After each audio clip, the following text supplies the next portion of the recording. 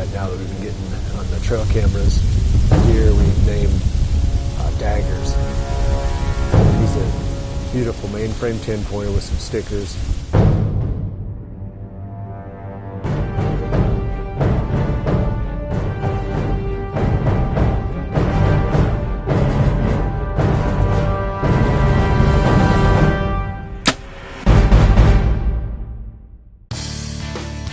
Midwest Whitetail is brought to you by Realtree, Hoyt, Muddy Outdoors, Fuse Accessories, Frigid Forage, Rocket Arrowheads, Scott Archery, Night and Hail Game Calls, Cabela's, TrailCamPro.com, Execute Scent Control, and Nikon.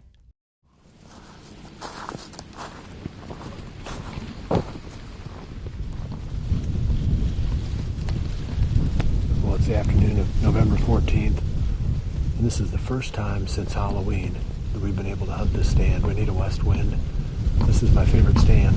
Hopefully I'll be able to show you why this evening. Usually there's a lot of deer that come out on this little food plot.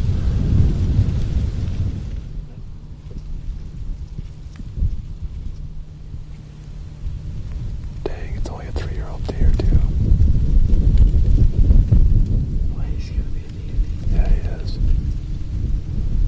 Already a dandy. He's a 10. See how that doe is peeing? She's trying to show him that she's not in heat. He'll go over and sniff that spot. Now watch.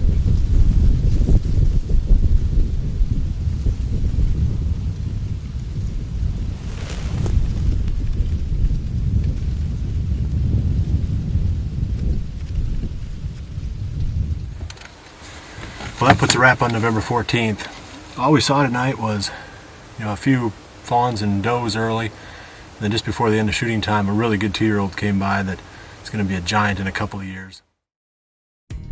I was excited to see this buck during the 2009 season. It was obvious from his long points and his main beams that wrapped clear around that he was going to be a really good buck once he reached maturity. He was just a 3.5-year-old, and generally we like to see the deer get older than that here. We'd like to see them to reach at least 4 years old, express more of their genetic potential before we start to hunt them. So even though the buck was a really good high quality deer, he wasn't one that we were going to be hunting during the 2009 season. Heading into the 2010 season, I was looking forward to seeing if I could find this buck back again, because I figured for sure he would have grown considerably from 2009. We looked for him during the summer, ran some trail cameras in that area, but the deer never showed up again. And I don't know where he went or why he left. On this farm we've got everything a deer could want. Lots of thick cover for security, water, food. We don't hunt them that hard. So I don't know why a deer like that would just pick up and move for apparently no reason. But regardless, he wasn't on the farm in 2010, so we kind of wrote him off, thinking, well, that he was just here and maybe somebody shot him someplace else or whatever the case may be. So now we fast forward to 2011, and we filmed in that area quite a bit during the summer. It was a soybean food plot, about 5 acres.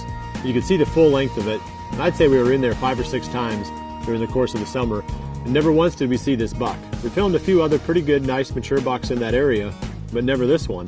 When the time came to run trail cameras, I put a Bushnell on that ridge and put it in the video mode. I just thought it'd be fun to see what these bucks look like shortly after they shed their velvet. I put the cameras out there about the middle of September or so. As soon as we pulled the card from the camera and popped it into the computer, we found some clips of this great big giant 10-pointer. The guys in the office spent some time studying it, and they put 2 and 2 together and came up with that same deer that we'd filmed on that ridge in 2009, almost 2 years before.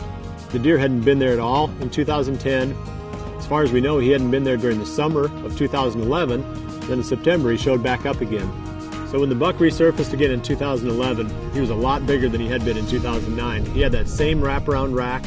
He even had the same little sticker points that he showed back in 2009, except now they've grown into long stickers around his bases. So the guys in the office started calling him Daggers, and that name stuck. This buck that disappeared for almost 2 years was back on the farm, so I was looking forward to the season when I'd get a chance to hunt this buck.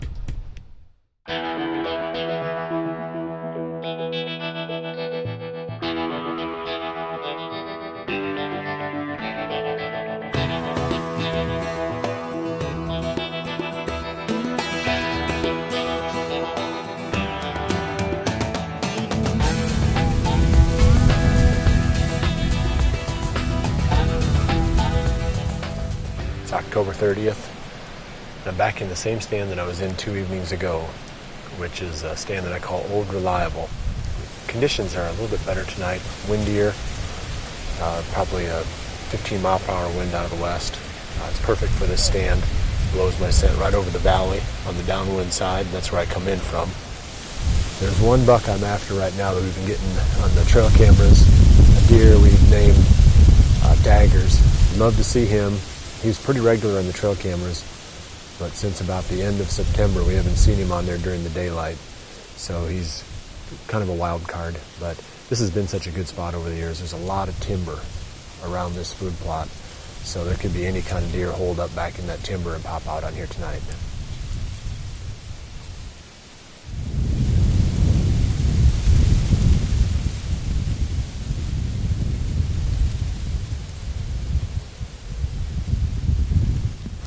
There's a little buck coming out on the end of the field.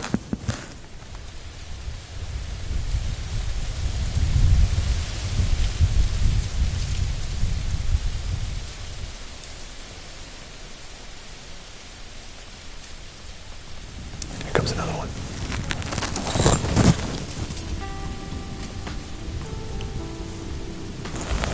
It's Daggers. It's Daggers.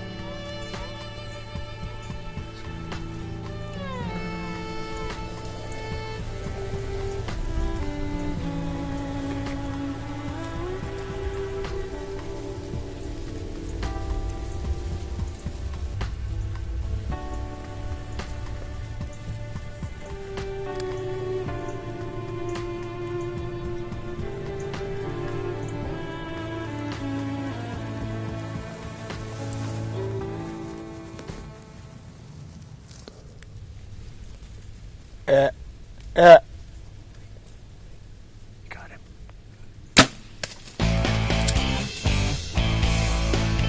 Well, that's the buck I came in here for. Oh man. That wasn't the shot that I was hoping to make. I don't know exactly what happened, whether he ducked or I just made a bad shot, but he's on the ground. I had to pull another arrow and finish him, but he's a giant deer. He's a smoker of a buck. Oh man.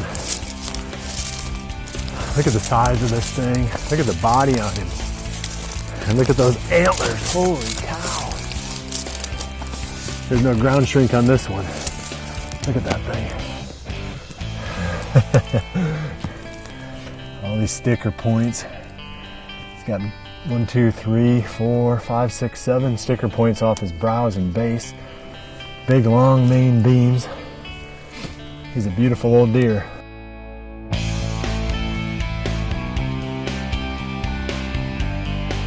So it's pretty cool that this deer completely disappeared off the farm and then popped back up again more than a year later. And we have no idea where he went, but we do know that when he came back again, he was a whole lot bigger. Clearly, he was one of the biggest deer on the farm once we started getting some trail camera pictures and video of him. The rut is really just starting to get going here. This deer was not with the doe. He was out feeding. And I'm sure he was going to do some cruising after he worked his way through this bean field. He probably had some kind of a loop that he was going to make and check a few areas to see what was going on, you know, and it was just exciting to have a deer this big pop out of the brush, and there's that rush that comes as soon as the deer, you know, shows up and you recognize him and you see that he's got a big set of antlers on him. You can't beat that. You can't duplicate that with anything else, at least that I'm doing in my day-to-day life. So just real rewarding. I feel very privileged to have had the chance to shoot a deer like this. 3 things jump out at me about this hunt. The first one is the fact that this buck dropped at the sound of the shot. And I've had a bad run of luck with bucks dropping at the sound of the shot. And I got lucky on this one. He dropped far enough that the arrow caught his spine. But if you watch it, you can see he dropped a good 10 inches to a foot. And so I have to adjust to it. I keep saying that, and always in the back of my mind, I'm always afraid that the next one is the one that's not going to react, because that's been my experience with these deer. Is they just don't, typically they haven't been, you know, string jumpers. So now my experience base is starting to get deeper. So it's pretty clear. Anytime I stop one past 20 yards, I'm going to have to aim low, probably in the neighborhood of 8 to 10 inches low. So that came out of it. The second thing that jumps out at me from this hunt is the fact that this buck was not displaying any daylight activity prior to showing up on that ridge. We had him on the trail cameras in September quite a bit during the day, and we were using the video mode on this Bushnell camera. And this is something that we've been working with quite a bit with one of our sponsors, trailcampro.com. And Rich at Trailcam Pro has spent a lot of time with me really helping me figure out the best way to get the most out of these cameras. And one of the things that we're using a little bit is the video mode. Another one is this field scan mode, which we've used in other areas. They're both great functions of these trail cameras, and I'd really recommend, if you get a chance, check out trailcampro.com. They've got a lot of information on how to set cameras up to get the most benefit out of them, and also which cameras perform the best, which ones have the lowest warranty rates. I mean, it's just an awesome website, so go check that out if you get a chance. So anyway, back to this buck. He wasn't showing much daylight movement in October. In September, he was showing up quite a bit. We had trail cam pictures of him and trail cam video of him in September during the day.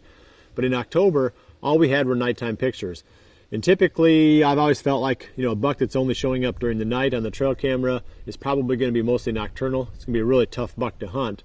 But we didn't have, you know, any record of him in October traveling during the day. So there's some hope in that for you if you're only getting nighttime pictures of the bucks that you're hunting. There is still some hope that these bucks could still travel during the day. I mean, they're going to potentially change their behavior at some point, or make a mistake at some point. I just happened to be in the stand when Daggers made that mistake. So I thought that was a key point.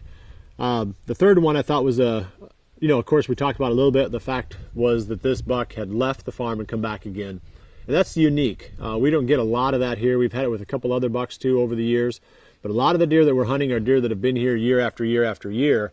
So most of them in this area tend to be more homebodies. I think it's because the habitat is thick and there's quite a lot of timber here. They don't have quite as big a range maybe as what they might have in other geographical areas. So, you know, if you've got a deer on your property that you're hunting and he disappears, there is still some hope that the deer might pop back up again in some season in the future. So don't give up hope. Probably my favorite part of the whole hunt was when I brought the buck back to the house, and we had some friends stop by, and the family came up to the truck to take a look at the deer. And the camaraderie is such a big part of hunting for us. The family involvement, the kids love to go with and blood trail the deer. So it's just, like I said, it's a big part of what we do, involving the family and friends in the hunting. So it was really a pleasure to have everybody involved when I brought the deer back to the house. Next, I want to talk about Hoyt's new 2012 bow. I've had a chance to test the Carbon Matrix RKT. Next, I want to give you a sneak peek of one of Hoyt's 2012 bows. This is the Matrix with the new RKT cam on it. And the biggest difference between this bow and last year's Matrix is the cam itself.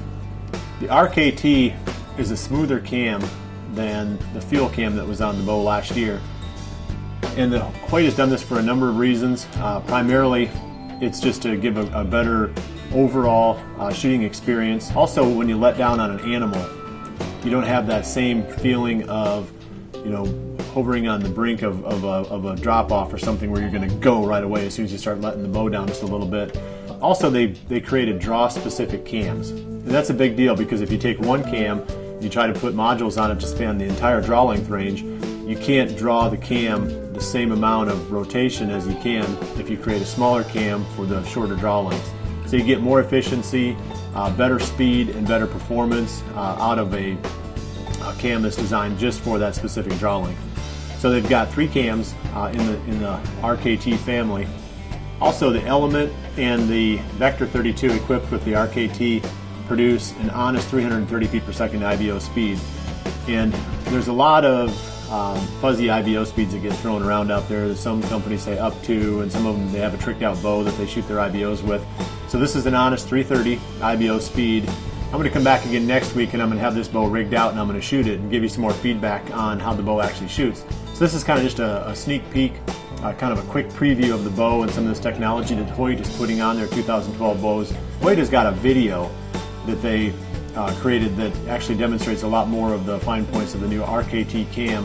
And you can check that out if you want to click on the link at the bottom right hand corner of this player. Take a look at it at your Hoyt dealer, and we'll be back again next week with a lot more information on how the new Carbon Matrix with the RKT cam shoots. One of the themes of this episode is the fact that you shouldn't lose hope when you're bow hunting whitetails. I want to take that one step further before I close out here. And if you think back on the rut over the years that you've hunted, there's always those surprise deer that will pop out that you've never seen before. Deer do things in the rut that they don't do at any other time of the season. You can have a buck that seems like he's been nocturnal for 3 years. All of a sudden he shows up, right in front of your tree stand 20 yards away, or you see him everywhere you turn around. So my point is, at any given time, your whole season can change. The rut is an exciting time. This week that's coming up is going to be one of the best weeks of the entire season. So I hope you have a good week of hunting. We'll see you back here again next Monday for the next episode of Midwest Whitetail. And remember to always dream big. And remember, always dream big. Remember, always dream big. Let's do it again. And remember, always dream big.